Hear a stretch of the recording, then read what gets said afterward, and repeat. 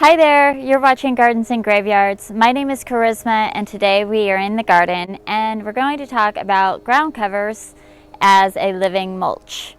So most people use mulch as a bark or sometimes compost over their bare soil. And the reason we use mulch is to prevent weeds and to insulate our soil. So in the summertime, it creates a cooler temperature in the soil, and in the wintertime it insulates the soil to create a warmer temperature in the soil, and it also retains moisture in the summertime.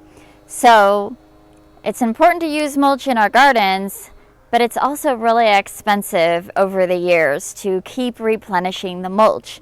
And it depends on your environment, of course, but here where I live on the Oregon coast in zone 9A, we are half a mile off the ocean, which means there is salt in our air and it breaks things down pretty quickly. So typically what we do in our garden, where we have traditional mulch as far as bark mulch goes, or hazelnut shells, we top off one year and then the next year we give it a good 4-inch layer, and then we just dress it up the next year and then 4-inch layer. We can't keep doing that for the rest of our lives. So I have been really turned on to what's called living mulch, which is basically just a ground cover that's not so aggressive that it won't choke out all my plants, but it gives the soil a really nice coverage and helps prevent weeds. Your mulch is not 100% successful in treating weeds or preventing weeds anyways. So I'm not really that worried. I'm not really that worried about my living mulch also having weeds. Some living mulches are better at preventing weeds than others, just like some bark mulches are better than others. I have found that the fine dust bark mulch creates a lot more weeds than a thick, heavy, chunky mulch does, because the fine dust creates sort of like a soil, and weed seeds land on it and germinate, whereas on a big chunk of bark the seeds are less likely to germinate. Same thing happens with ground covers. If it's a really super dense ground cover, it's harder for the seeds to get in between the plants and find bare soil to create a new plant, whereas if it's a really loose ground cover, then seeds can get into those bare soil spots easier. But we're just going to take a walk around our garden and look at all the different types of living mulch that we have. I don't even know how many we have, so we'll just count them off as we go through this video, and let's just check it out. The first one that I'm standing next to is the native Oregon strawberry. I love this mulch because it has a really unique leaf structure, and it has these super sweet flowers. You can see that there's still grass growing in between them, but it's easier to pull these little pieces of grass than this entire patch being filled with grass. And we had berries last year. You had what? We actually got berries last year, remember? Yeah, we do get berries sometimes. They're very tiny. They're super sweet, but mostly the birds get the berries before we do. And these, I do not grow these as the strawberries that we eat and harvest for like our jams or snacking. These are just a native strawberry that grows wild all over Oregon. All right, so let's move into the next area of mulch.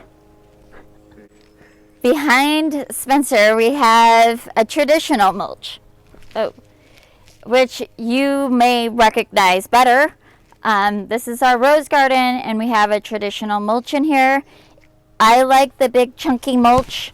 It has big chunks like this in it, because I find that less weeds germinate on them. But you can start to see there's some Oregon strawberry creeping in here, and I have some blue star creepers starting in. Swing around this direction. You can see I have a whole bed of iris back there. When those blades start to fail after the season is over and they get yellow and brown and just look really crummy, but you need to leave them there so that they can photosynthesize, so they can feed their tubers for the following year. The really great benefit of a tall ground cover in an area like that is that foliage starts to die back and the ground cover kind of covers that, and it's not as obvious, and I can just rake all the totally dead leaves out of there once they're completely done. In front of that area we have blue star creeper. This is my all-time favorite ground cover. Now you can see that there's plenty of weed seeds. This is like a really bad patch. extra weedy patch right here, but that's okay. They're not hard to pull the weeds out of there. There you go.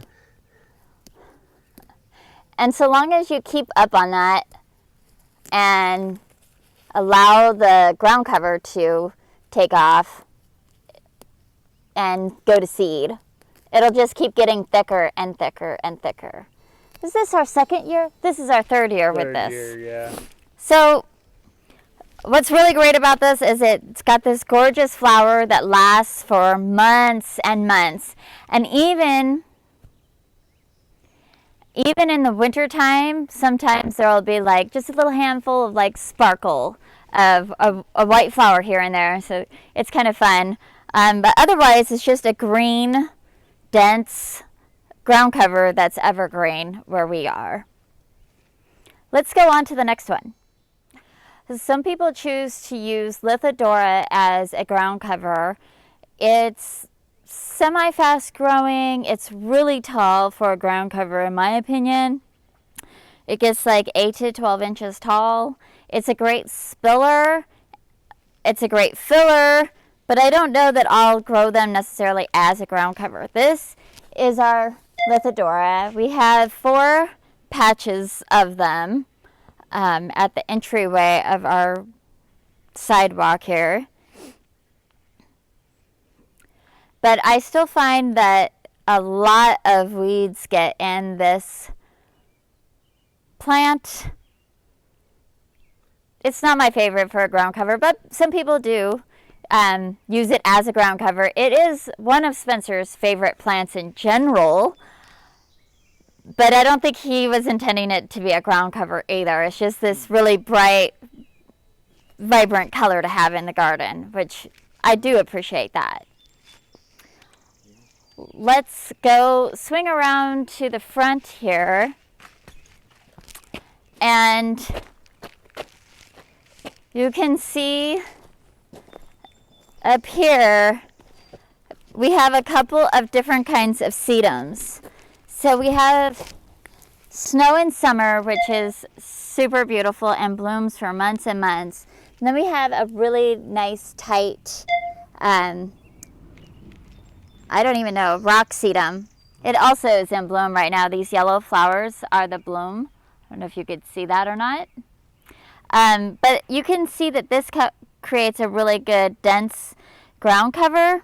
It also still gets weeds. You could see these little guys in here aren't supposed to be there. But it's less likely to have weeds than pretty much any other, don't you think? Very uncommon, yeah. Yeah, it's a pretty good ground cover. This is also year 2 of this patch. So it grows pretty quickly, maybe. Do you want to talk about the natural mulch at all? Do you want to Talk about this? Yeah. So another option for a resourceful, economical way to mulch your garden is to have your power company drop off their bark or their wood shavings. Is it wood shavings? Mm-hmm. They cut down trees and tall shrubs to get out of like power lines and stuff like that, and their trucks are always full of chips, and they're looking for places to drop them off because there's only so much room that they can drop off in their facilities. So you can call your power company and ask for a chip drop, and you could get a big old pile of chips. We've had that done twice. Once because of, yeah, they're all free. Anyways, the power company removed a bunch of trees and they left all the chips on our property for us because we asked them to. And then one other time we had extra chips dropped off. And so we've mulched this front area with that. Not in here. This is a colored mulch.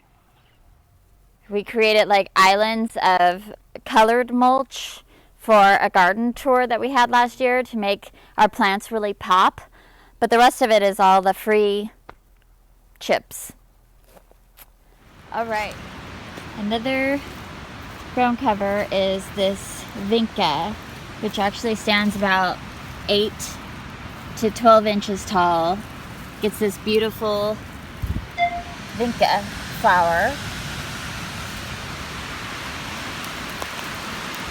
And then of course we have English ivy, which is invasive here, but it does hold the bank in. So another ground cover that we like to use is the chocolate Jugger. It comes out kind of green and then it turns dark bronzy red. Let's see if I can get a piece.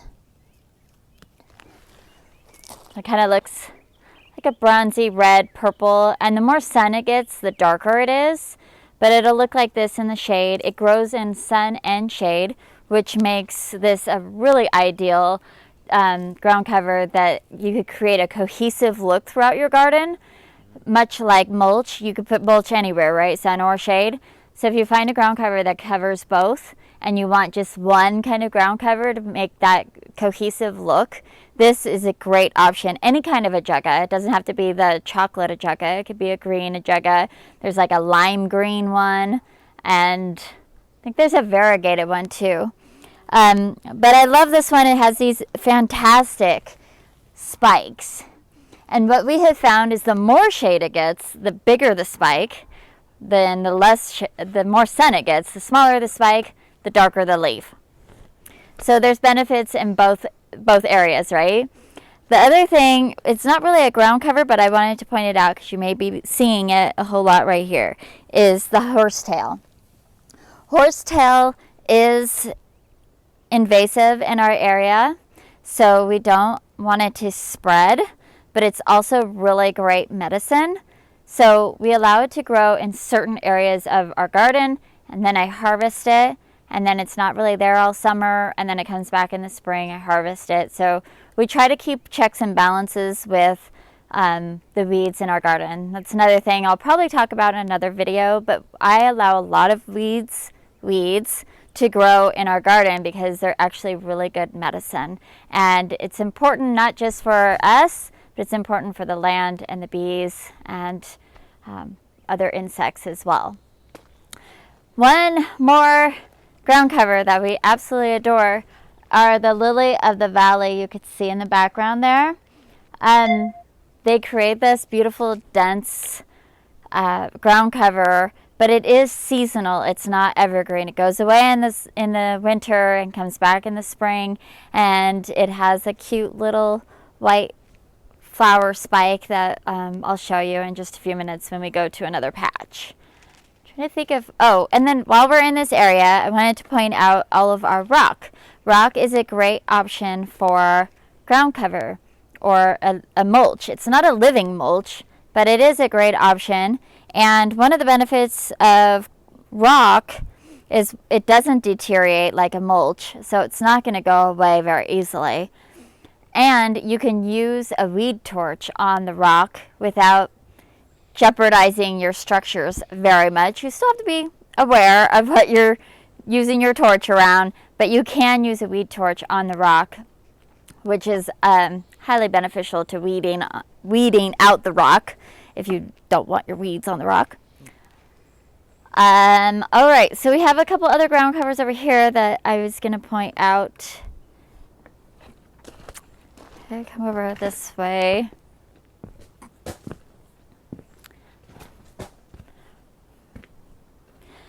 So you can use different types of thyme. So this is a creeping thyme, this variegated plant. This is a coral sedum that you can also use as pretty much any sedum you could use as a ground cover. They're pretty great, but they need full sun and they want lots of drainage. So it's not really ideal if you need a mulch where there's plants, because if you're going to water your plants regularly, the sedum is going to suffer greatly. There are many different varieties of thyme. This very, very short compact thyme is elfin thyme. You can see it's, I mean, a 1/4 inch tall, and it smells delicious. This is the kind of ground cover that you might want between walkways where you might want to walk, because it's really tough. You can walk on it lightly. I wouldn't say this should be your dog run or anything like that. But if you had like a walkway that you wanted a living mulch on, I would highly recommend elfin thyme. Let's see.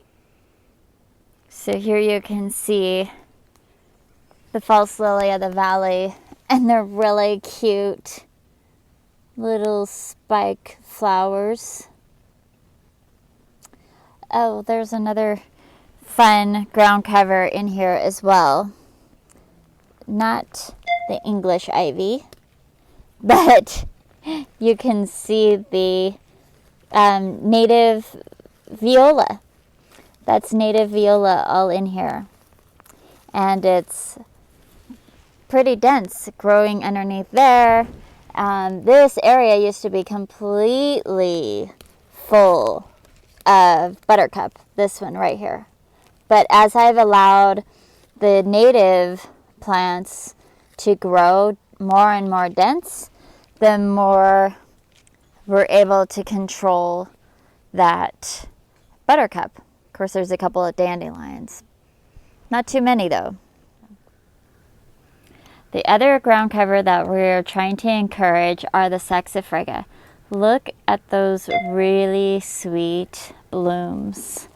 You can see them all down the bed there, all the way down. All those sweet little airy blooms are the Saxophrega, and the blooms last for a couple of months, but the plants themselves are evergreen. So it just creates this great dense area. We just planted one, everywhere you're seeing like a little clump, I planted one of the, like basically like one about this size, just this, last summer. So you could see it covers the ground pretty quickly. Another living mulch that you can use is this right here. This is self-heal, and it gets a purple flower. It can look a little messy and a little weedy, and Spencer doesn't love it, but it is certainly an option, and if it was just me, I would let that grow in more areas, I think. Another ground cover that works really well is this sweet woodruff. Now, this area is getting all revamped, and you can see it's full of blackberry. Oops. And we are slowly removing the blackberry and adding more and more sweet woodruff.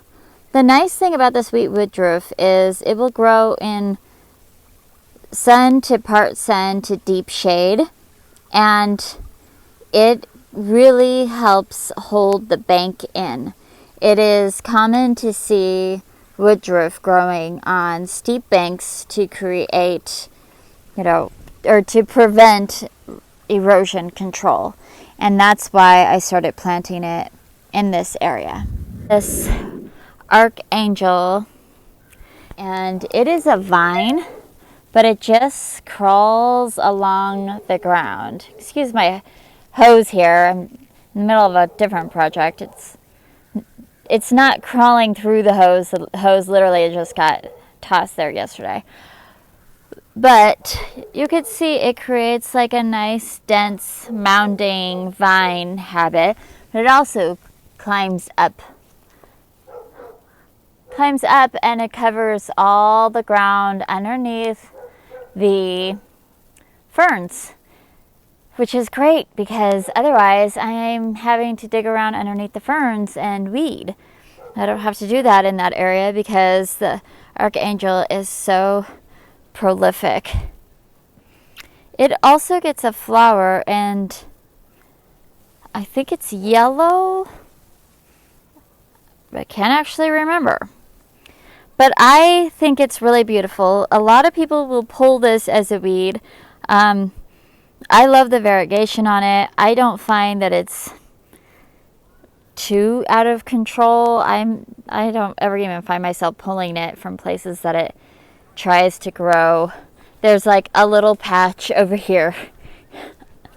And I'm assuming that, we broke off some and it got dropped over here in maybe a debris pile, because then it jumps over here and it's around here, but it doesn't crawl from here to there. It's clearly, doesn't love traffic. So anywhere we're walking, that's not happening. Now, this Gualtheria is a large shrub in our garden because we allow it to become like a barrier, but you can actually hedge it so that it hugs the ground, and you can use that as a ground cover. Another ground cover that some people like to use is moss. Now this is in deep shade. There's lots of different types of mosses. There's an Irish moss that works fantastic in full sun. At least in my area it does. It doesn't brown out very well as long as you keep it watered. But certainly moss is an option if that's something that you enjoy.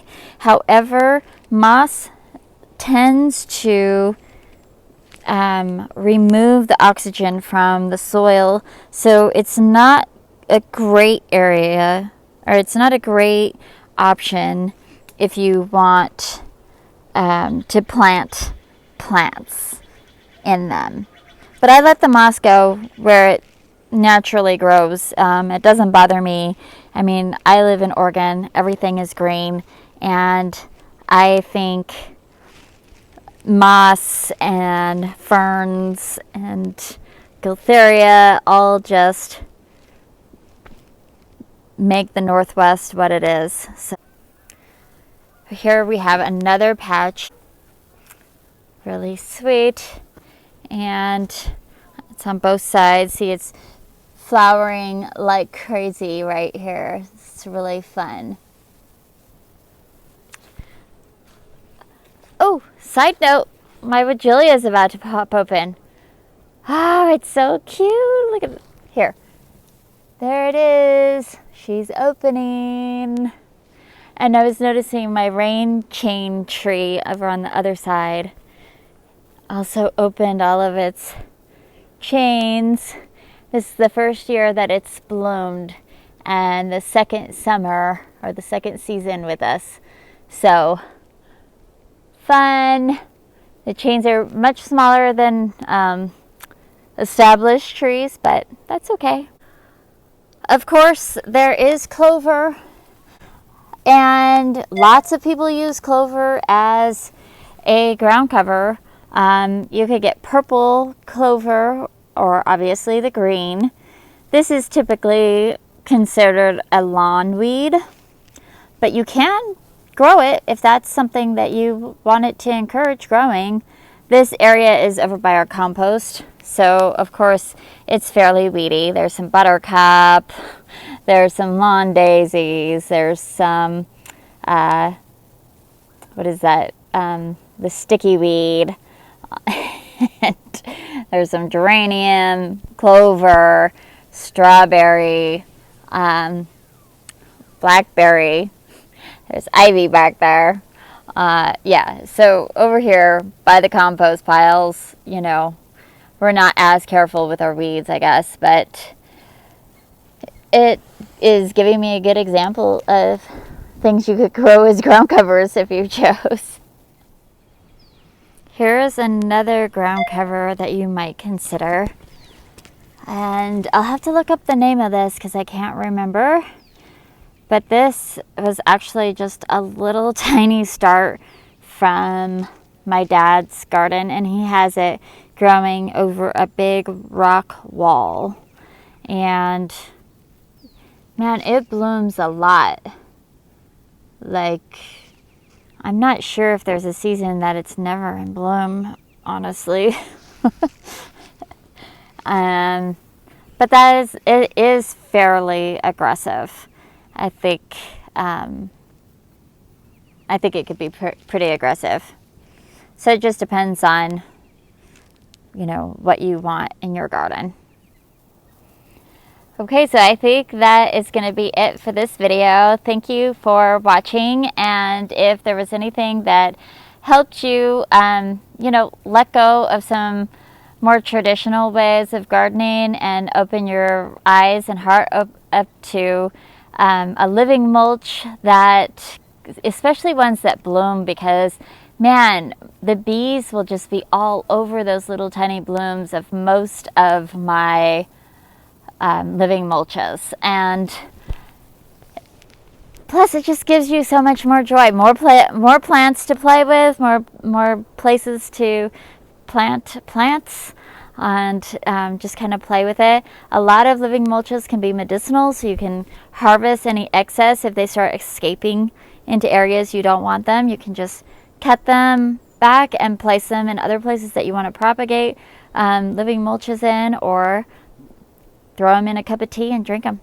So yeah, if you liked anything about this video, please consider liking and subscribing and sharing this video with anyone that you think would enjoy it. And until the next time, keep living life to the fullest every day. Bye.